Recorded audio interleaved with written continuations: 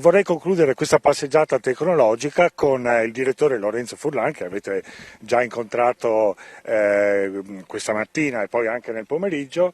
Eh, Questa scelta di fare l'irrigazione sotterranea è stata una scelta coraggiosa perché poi parte da lontano e ce la vuoi raccontare? Sì, abbiamo aderito a questa idea perché è uno dei progetti di interesse che abbiamo per l'irrigazione di precisione. Ci pare che per fare buona sperimentazione e testare l'innovazione è necessario avere un ideotipo da raggiungere. Sono al punto A e voglio raggiungere il punto B e il punto B è lontano, ma ho un'idea di come deve essere. E l'ideotipo per noi della irrigazione di precisione è un sistema a perdita zero, cioè io do esattamente quello che serve al sistema pianta-terreno senza sprecare una goccia d'acqua. E la subirrigazione, come prima è stata descritta, è una parte fondamentale di questo ideotipo perché azzera la perdita per evaporazione, che tutti gli altri sistemi in qualche modo hanno. Quindi sistema con la subirrigazione, azzeramento della perdita per evaporazione, sonde che mi dicono esattamente quando il sistema acqua-terreno ha bisogno d'acqua e fornitura dell'acqua a impulsi anche frequenti per evitare che ci siano perdite sotterranee verso il basso.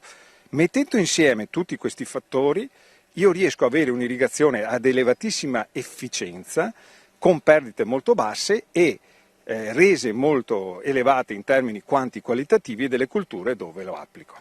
Quindi l'idea è proprio raggiungere con questo sistema, migliorandolo sempre di più, livelli di efficienza che garantiscano una perdita veramente irrisoria dell'acqua, che per noi, come abbiamo visto, è preziosissima in quanto frutto di un sistema, per quanto innovativo, di costoso, di applicazione che richiede una continua attenzione, continui aggiustamenti, dipendente dall'andamento climatico, dobbiamo essere flessibilissimi perché affinché tutto funzioni bene e quindi per noi l'acqua quando l'abbiamo incamerata a basso livello di salinità è preziosissima e quindi cerchiamo di valorizzarla al massimo, quindi non vogliamo perdere una goccia e l'ideotipo che può funzionare meglio per non perdere neanche una goccia è questo ideotipo qua.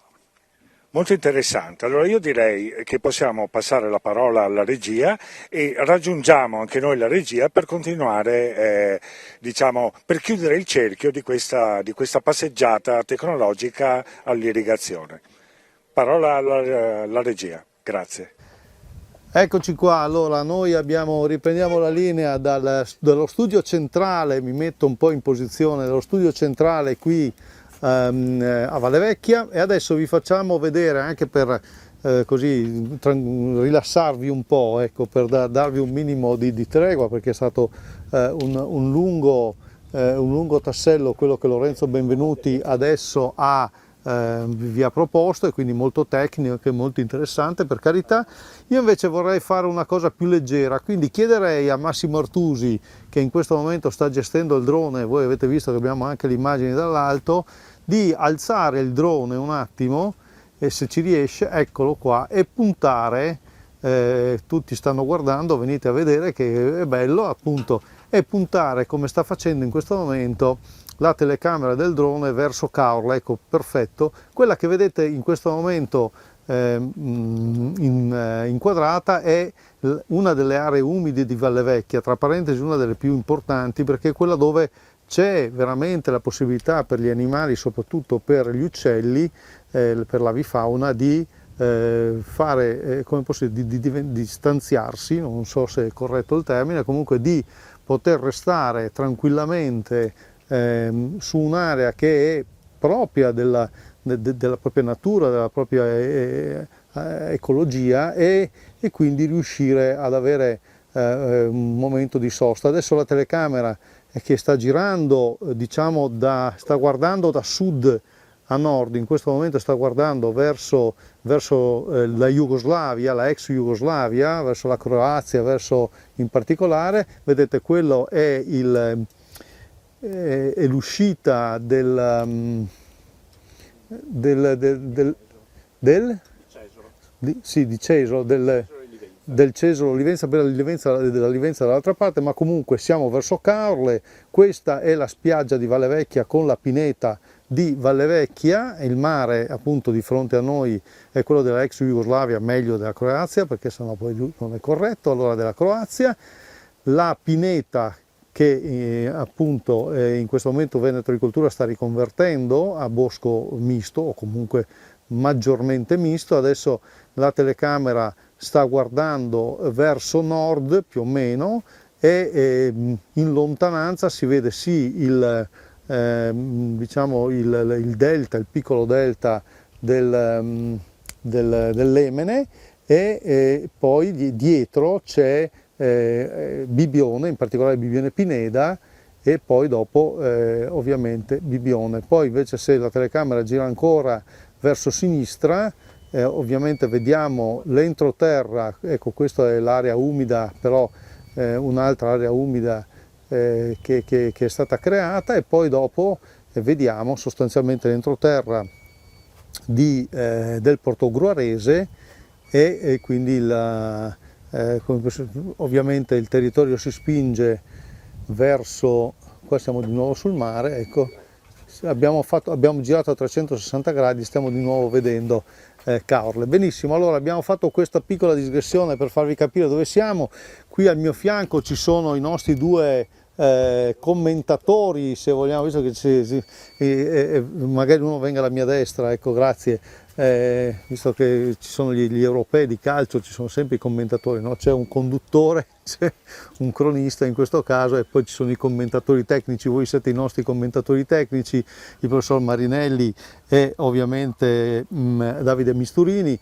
Allora, vediamo di fare un po' di sintesi. Davide, stai un po' più vicino, perché anzi no, aspetta, perché sì, così va bene, perché forse è meglio se ci spostiamo un po' più in qua, ecco che siamo perfetti. Ok, grazie. Allora dicevo, con il professore Marinelli e con Misturini vediamo di fare un po' di sintesi veloce, ma soprattutto ecco, lo facciamo proprio in funzione di coloro che ci stanno guardando adesso, in particolare per la parte formativa. Sintesi delle cose che ci devono assolutamente rimanere impresse. Prima cosa direi che avere ben chiaro che abbiamo un sacco di tecnologie a nostra disposizione e non dobbiamo avere la pretesa di conoscerle tutte, ma dobbiamo sapere che ci sono e al momento opportuno informarci per capire qual è la tecnologia più adeguata per la nostra azienda. E dico la tecnologia perché è l'approccio più sensato, partire da una tecnologia, da un primo passo e rendere e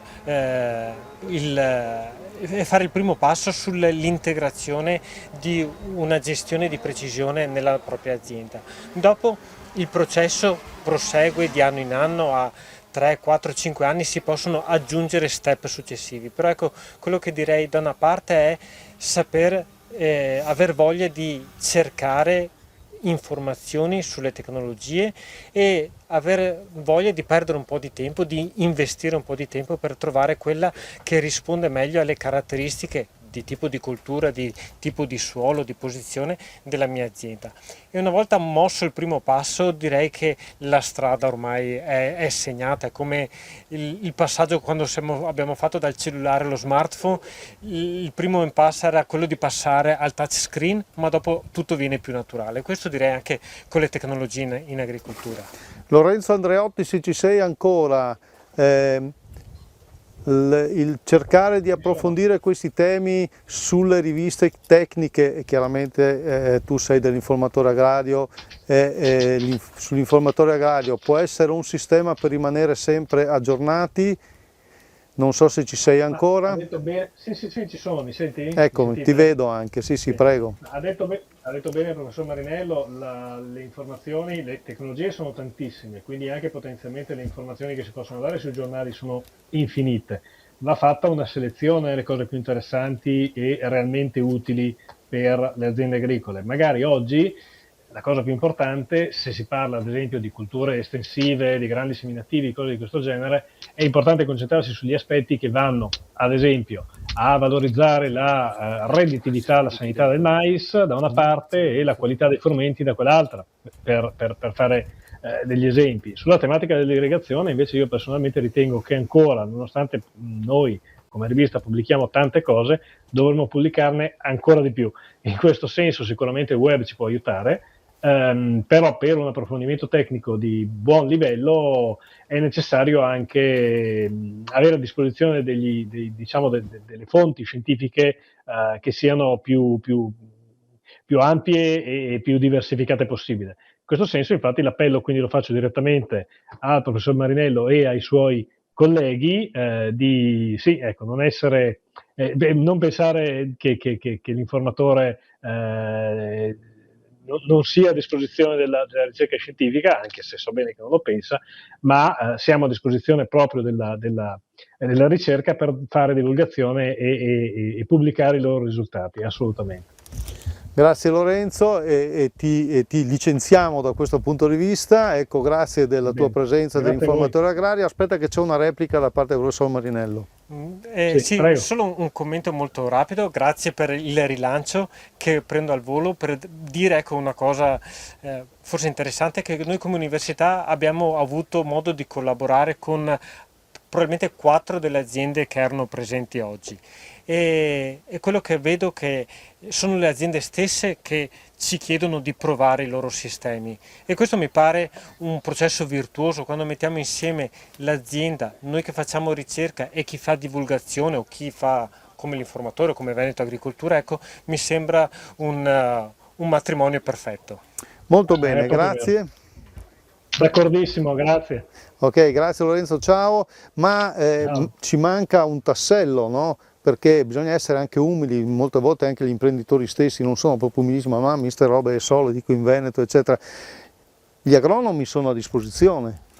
Certo, noi anche qui quello che vediamo è che la figura dell'agronomo e soprattutto il tecnico e chi ha a disposizione la capacità di collaborare, di lavorare con gli agricoltori, è quella di capire sempre di più anche e interpretare la variabilità, perché l'importante è soprattutto capire quali sono le zone, come abbiamo visto prima le aziende diventano sempre più grandi, sempre più difficile capire la variabilità, capire come varia il suolo, per poter utilizzare queste tecniche di precisione. Ecco perché la ricerca, le informazioni, i sensori che abbiamo visto oggi ci consentono di capire, mettere in mappa queste informazioni e sapere poi dove andare a seminare, dove andare a concimare in maniera variabile, in maniera sostenibile e soprattutto utilizzare i sensori al suolo per capire quando è ora di irrigare, usare i sensori modellistica per poter capire quanto irrigare, per poter dare alla cultura quello che effettivamente serve senza sprecare l'input di acqua che, come vediamo anche in questo caso qui, è davvero preziosa e va utilizzata nel miglior modo possibile con la massima efficienza. Grazie, grazie allora anche a Davide Misturini e ovviamente a Francesco Marinello che insegna all'Università di Padova.